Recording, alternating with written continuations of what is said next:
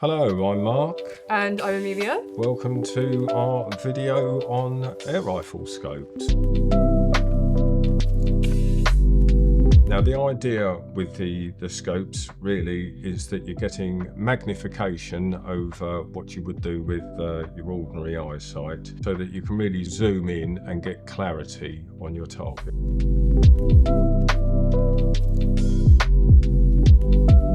So if we look here at this scope, this is a Hawke 3-9 by 40. It's 3 to 9 times magnification by 40. So 40 is the diameter of the objective lens here. Now, the bigger the lens, the theory is, the better the light gathering. Also, the size of the tube can make a difference as well, because again that will help with light gathering, which is really good for when you're shooting in low light conditions. Stick to the good brands really would be good advice. We've got Hawke here, we've got MTC, and we've also got the prismatics. Yes, by Immersive Optics. By Immersive Optics. The quality of the lens is really important. So you can buy air rifle scopes from £50–60. You can spend thousands on them. And so it's not just the size of the lens, but also the quality of the optics contained within. You can actually see on this scope that we've got here, this is what's called a fast mount. So it comes with the mounts already attached, so you don't need to buy the mount separately, and they will fit straight onto your air rifle.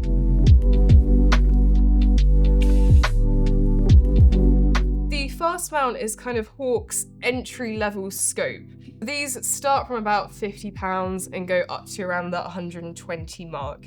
There's lots of different variations. So the next scope here is also a Hawke Fast Mount. Using these two scopes is a good example because although they are from the same fast mount range, there's some quite visible differences. So the main thing that you'll notice is the size of the objective lens. Yes, we've got more light gathering on the 50mm lens than we have on the 40. The other thing that you'll really notice on this scope is if it's got the letters AO after it, that means it's got a parallax ring. Now, on some of the more expensive scopes, the parallax rings are on the side, but on the Hawke, you can see here that it's on the end of the scope here. So we can adjust the parallax like so. The other thing which is really good on these Hawke scopes, Amelia, is that we have a fairly short eye relief, and eye relief is the distance that your eye is from the end of the scope. So, for example, here, about an inch or two from the end of the scope is probably the right place for your eye. Some scopes it can be sort of 3 or 4 inches off there, so you can adjust on these scopes the amount of eye relief that you need for your eyes, which is always personal. Mark, do you mind just taking off some of these turret caps so that we can see the design for these Hawke Fast Mounts? If we just click here on the Windage and Elevation,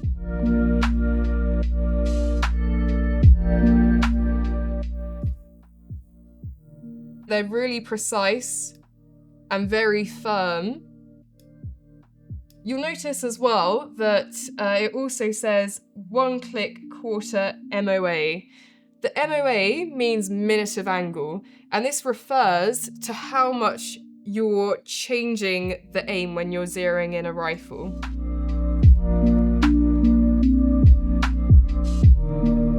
Another very obvious difference between these two scopes is the overall length. Most of the time, the higher magnification you go, the bigger and longer your scope is going to get. That can cause problems, particularly if you have a spring rifle. Sometimes when people order 6-24 scopes of really high magnification on a break barrel, they're actually too long to allow you to break the barrel. So we try to say stick to 32 centimeters or lower. That depends a little bit on the rifle that you have itself. but it's another thing to bear in mind. Also, higher magnification doesn't necessarily mean you're getting a better scope, because the higher the magnification you go, the smaller your field of view is going to be.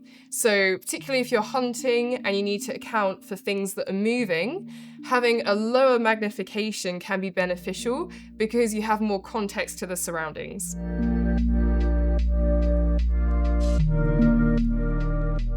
Which brings us on quite nicely to the MTC Connect, which has a much smaller objective lens at 32mm. So this is a 3-12 by 32 scope.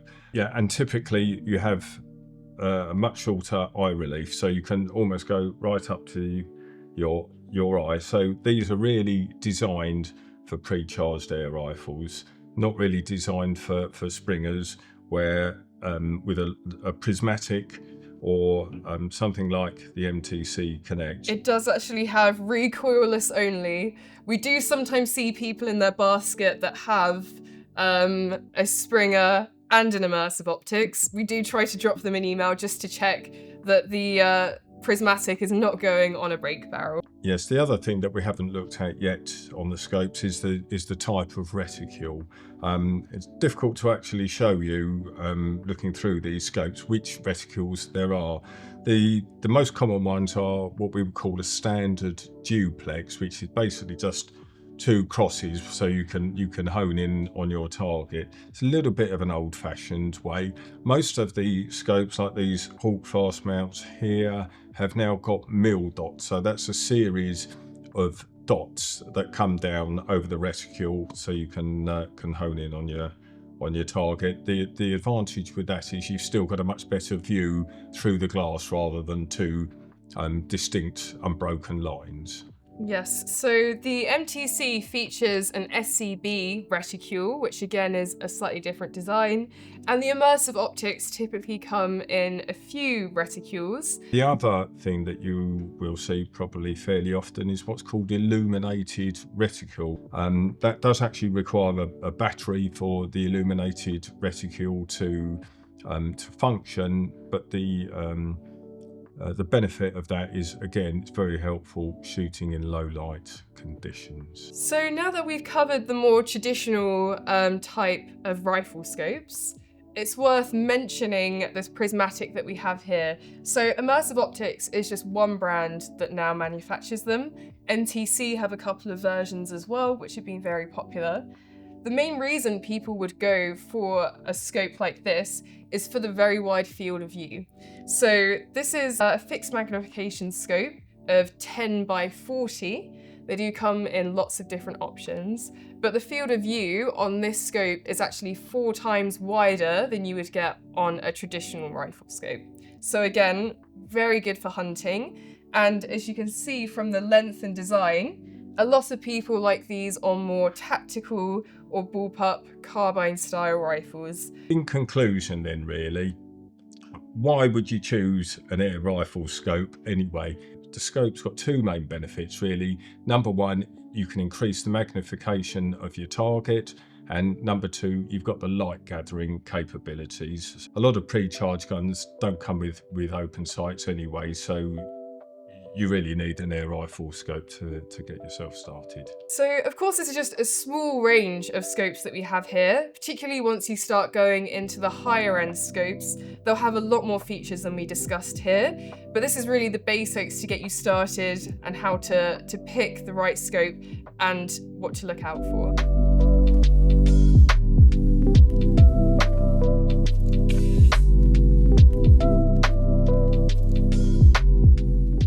Thanks for watching. If you enjoyed the video, please like and subscribe. And if there are any other video ideas you want us to cover in the future, let us know by dropping us a comment below.